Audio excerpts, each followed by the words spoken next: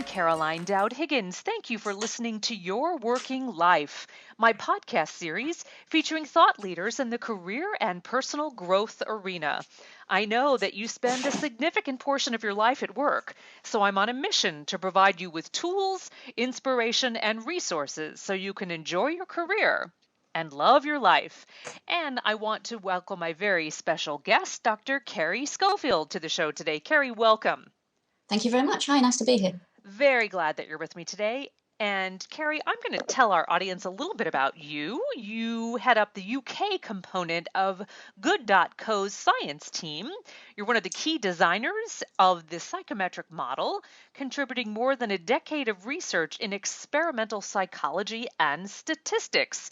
A chartered psychologist, consultant statistician, and researcher in the field of individual differences. You graduated from the University of Oxford with a degree in experimental psychology, followed by your Master's of Research in Statistics and a PhD in experimental psychology, which you completed in 2010. So I'm really eager to dive into this conversation today about millennials, because no matter where you are in the world, millennials are causing a bit of a stir in the world of work, and you have developed 4 beneficial strengths to employers, which companies can utilize to keep their millennial staff engaged. So walk me through that, Kerry.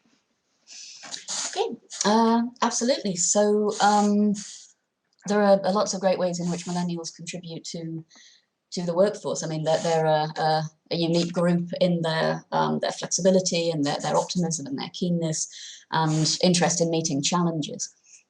So there are several different important points. I think one of them that's quite widely known is that Generation Y millennials, they tend to be very interested in opportunity. And they even value opportunity over job security. So they're not just looking for a living wage, they're looking for more than that. They're looking for challenge, they're looking for excitement. Yeah, and it is very particular to that generation. Would you mind, Kerry, defining the age of millennials? You know, it depends on with whom you are speaking. Some say 35 years of age and below, others really targeted in the 30-something. So tell us more about the age range of our millennial professionals. Absolutely. Well, I think there are a couple of various official definitions, but I think sort of up to the early 30s is usually around about where it is. So people in their sort of mid-20s to early 30s. I mean, I just about include myself in that group, I'm pleased to say.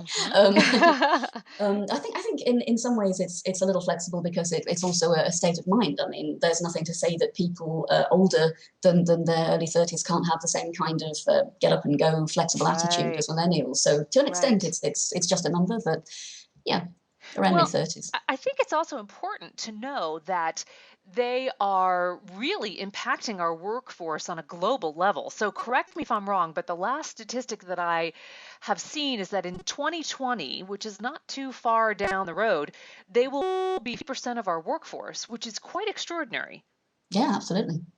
Yeah, that's absolutely true.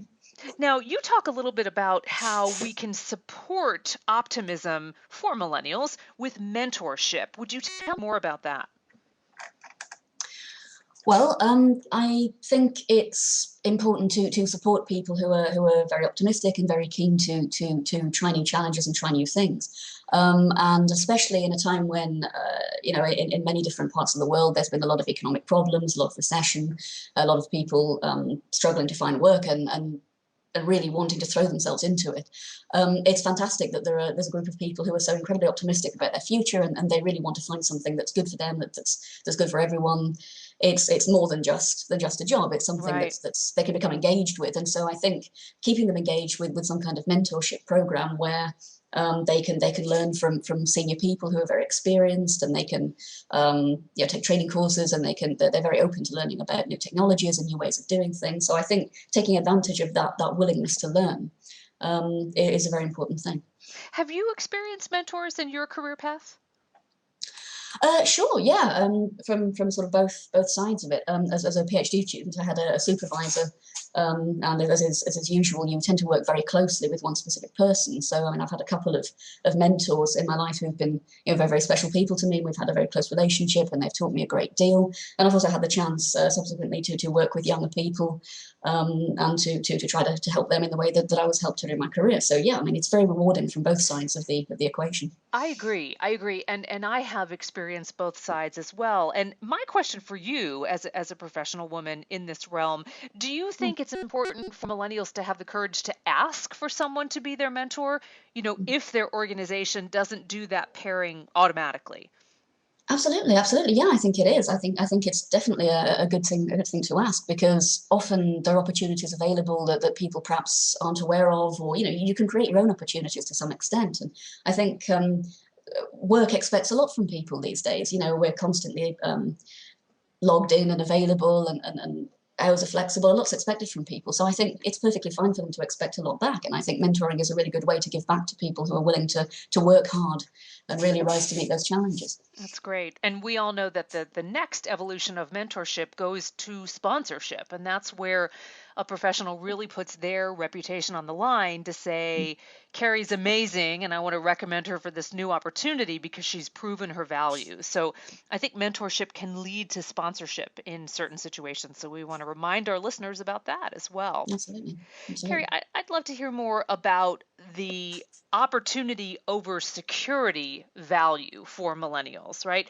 The Sure. the Generation Xers and the baby boomers tended to be very much into security and having that steady income and having Yeah. that job security. But things are changing for the millennials. Tell me more. Absolutely. Yeah, no, that's absolutely true. It is a big difference, and it's sometimes something of a generation gap where sometimes it's difficult for people of different generations to understand each other. I know, with my own parents and grandparents, they worked very hard, and they worked hard to achieve stability. And their dream was that their kids, me, would be able to go off and do something a bit more exciting, perhaps, and Mm, be able to go beyond just looking for stability. So I think, there's definitely a big difference. And millennials, they really do tend to be keen to try new things, and they adapt very well to new ideas, which is something that's very important when you're sort of looking for these challenges and these opportunities. So they like to have responsibility, and they like to feel ownership over what they're doing. It's something that they can be proud of and be a part of.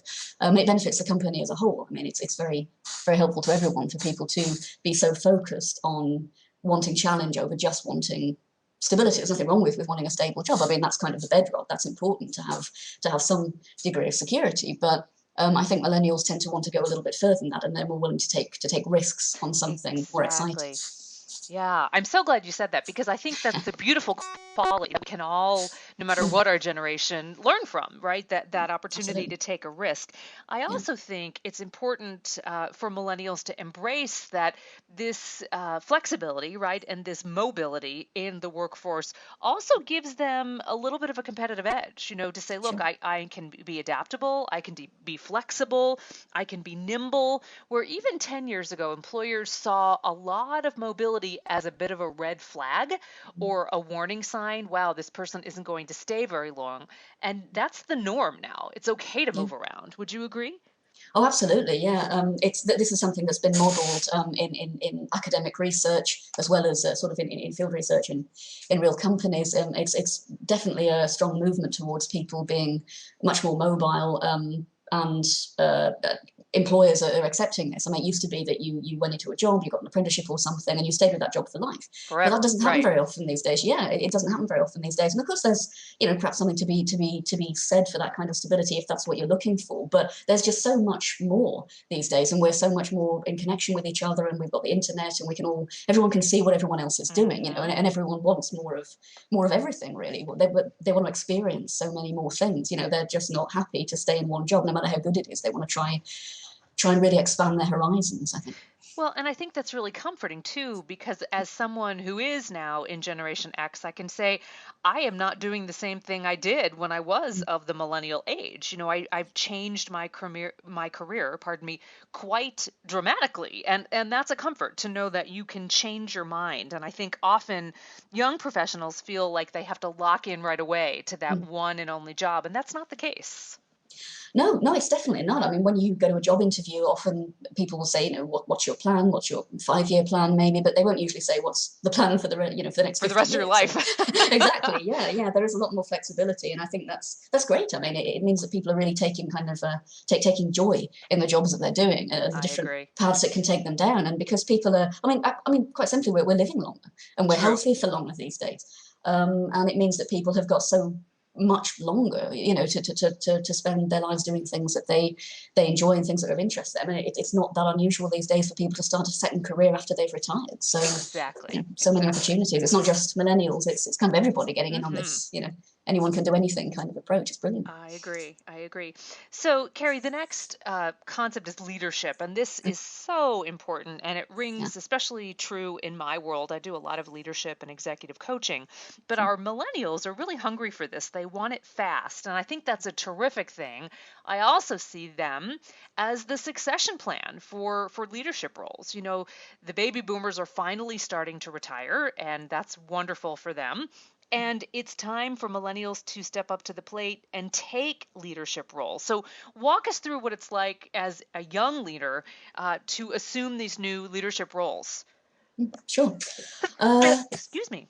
oh, sorry. A Okay. little sneeze there. Sorry about Oh, that. bless you. Thank you. um, Well, I think it's a double-edged sword in many ways. I think it's obviously it's exciting, and Yeah. millennials do tend to have this great keenness and this great appetite for leadership, and they're competitive and they're eloquent, and they're excited about it all, and full of enthusiasm.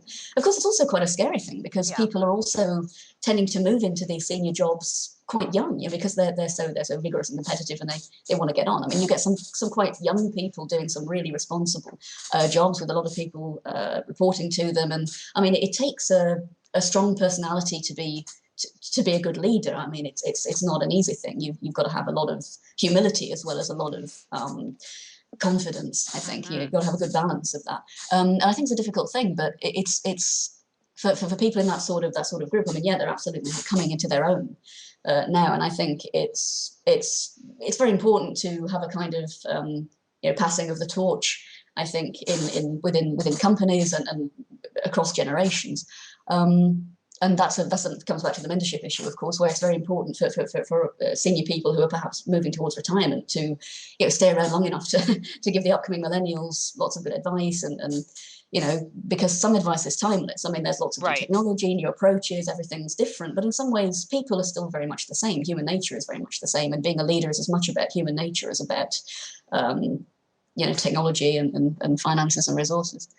So, what about the millennial who's in a work environment and just doesn't have the luxury of working with a mentor? Maybe it's a startup company and they are Sure. in a leadership role very early on. What are Yeah. some resources that they might look to develop those leadership skills? Any ideas on that?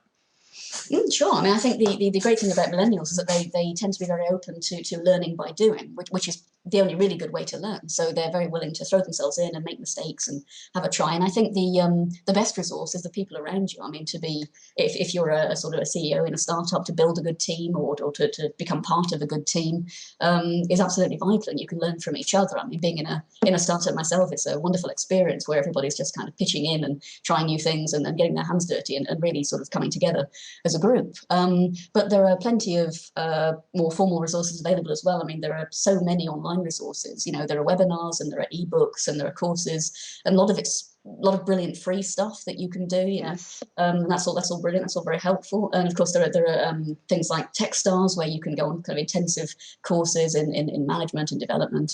That there are lots and lots of opportunities available. I mean, it's all on the internet. Excellent. So true. So you really need to take your career development into your own hands. Yeah, absolutely. Yeah, I think that's really key because everyone's different and everyone has different needs and different styles and ways of doing things. I think it's important to find what's right for you, and there are lots of different resources out there. So it's important to take a look around and see what there is and really evaluate all the options. Excellent. So, Carrie, you talk about how important it is for employers to be upfront and transparent with their millennial employees. Why is that?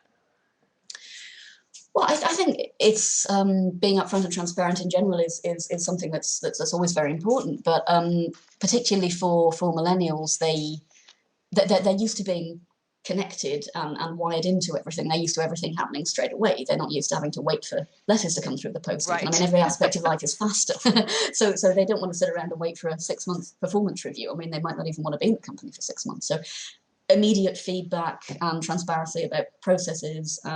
It's all very, very important. I think feedback is particularly important for people who are very, very keen to get on fast with their careers and to if something's not working out or not going right, they want to know straight away so that they can make changes themselves because, as we've said, they're flexible, adaptable. If you tell them that something isn't working out, then they'll do what they can to put that right. Or if it's really not reconcilable, then they can move on. But I think that sort of sense of wanting everything to be done sort of really, really quickly is what it comes down to. Yeah, and of course the transparency issue is increasingly important these days when we are all so connected and there's so much communication. I mean, it's not very easy these days to not have transparency. I mean, Right. It's true. so It's all out yeah, there, and you can find true. out one way or the other. Absolutely. Absolutely. Yeah, it works both Excellent. ways. Yeah, I mean, with Twitter and Facebook, I mean, your employers can see what you're doing and you can see what they're doing. And I Hmm. think being transparent by choice is much better than having somebody catch you out. Yes, yes, absolutely. So, Carrie, I want to turn the table just slightly because I appreciate the wisdom that you are bringing to the table for employers who are hiring millennials in their workforce. What advice do you have for the millennials, right? The 30 something and below age-wise as they enter the workforce in these work environments and they're coexisting with older and more seasoned employees? What do you want them to know? Well, I think the one of the most important things that you can tell anyone, especially millennials with their kind of high-paced, high octane lifestyle, I think the important thing is to be self-aware. Mm, It's because millennials especially do tend to kind of run straight at things, and that's brilliant. That enthusiasm. I think it's also important to be able to take a moment and take a step back and to evaluate your situation and evaluate yourself and what you want out of life, and also evaluate what you can give back. So I do think that being able to just step out a little bit and take a moment is something very important, and it's something that these days not a lot of people do. I think it's something that people are becoming increasingly aware of, sort of mindfulness and just being aware of yourself and what's going on in the present moment. So I think that's a general good piece of advice for anyone, but particularly your kind of dynamic, high octane millennials. But another important thing is, of course, to be aware of the generation gap. Be aware that not everyone. Not every sort of more senior person in a company or whatever that you're working for is going to have the same attitude as you necessarily, and that's correct. okay. They've been doing it for a long time, because they're not doing things the way that you think they ought to. It doesn't necessarily mean it's wrong. I think it's Hmm. important to be confident and energetic and to put your ideas across and be competitive, sure, but also to respect the wisdom of older people in the workplace and to accept that you don't know everything.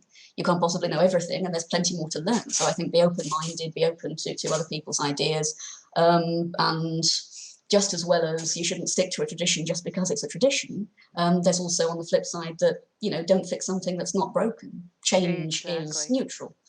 Very good. Very good. Dr. Kerry Schofield, thank you so much. What a joy to have you on. I really Pleasure. appreciate the wonderful wisdom that you had to share, both for the millennials and for those of us working with millennials, because let's face it, it is one great big multi generational workplace, and we need to get along and celebrate each other. And your tips were very practical and implementable, and I appreciate your wisdom.